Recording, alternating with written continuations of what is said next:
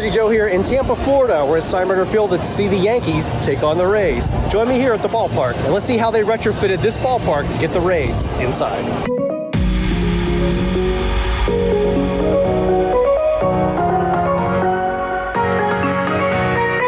Tropicana Field in St. Petersburg, Florida was severely damaged by Hurricane Milton on October 9th, 2024, forcing the Rays to look for a new home.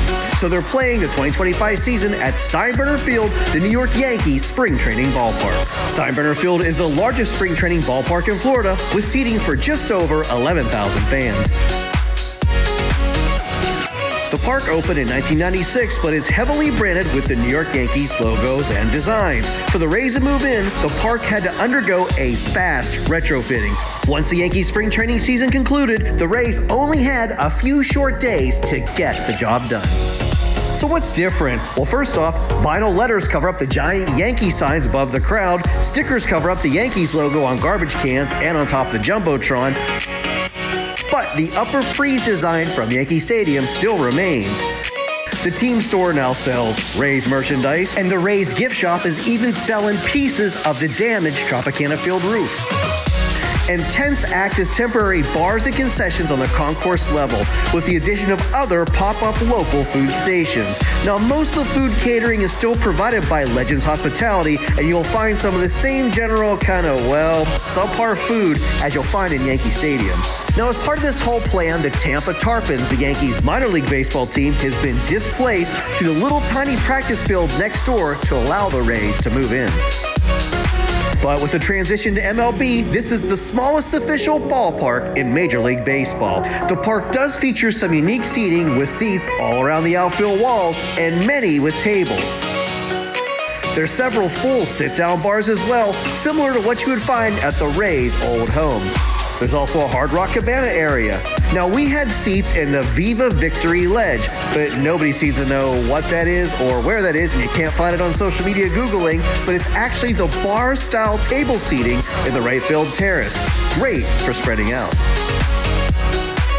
One word of caution, there is very little shade in the park. The third baseline seating avoids the afternoon sun, but everything else is soaked in its rays. Get it? There's also a few small bar or tent areas you can escape to, but our seats were in the direct sunset, making seeing the action on the field difficult for the first 30 minutes of the game. I don't know how you're going to be able to sit there in the piping hot 100-plus degree August sun. There were a few misters here and there, but not much relief. Plan accordingly if you visit. Now, to try to solve the problem, the Rays have scheduled mostly evening games to avoid the sun and heat. The Rays also brought over their Jumbotron games from the Trop, including their version of the Yankees Subway Race. Actually, they have a boat race that ends under the Sunshine Skyway Bridge. While the Yankees were in town in the games I was seeing, they had to use the visitor locker room and dugout. Quite a flip-flop from the players who were just there in their home locker room a few weeks before. There is very little mass transit to get to the park, so you must rely on driving yourself or rideshare, but there are long lines to drop off for rideshare and for pickup. There's also no bars or anything close to walk to outside of the park, so once you're there, you're kind of there. Another note of the Friday night game that I was at, there were more Yankee fans than Rays fans. Tickets were expensive for this Prime Series. Ours were $150 each for our section, but most Rays other games have low attendance and you can find a better price.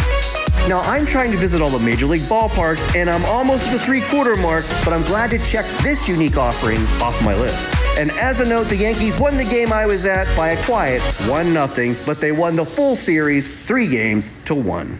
And now we're in line for the Uber. But hey, thanks for joining me here. You want to see more? Click on the like and subscribe button for the fun on the Jersey Joe 50 YouTube channel. See you next time, I hope.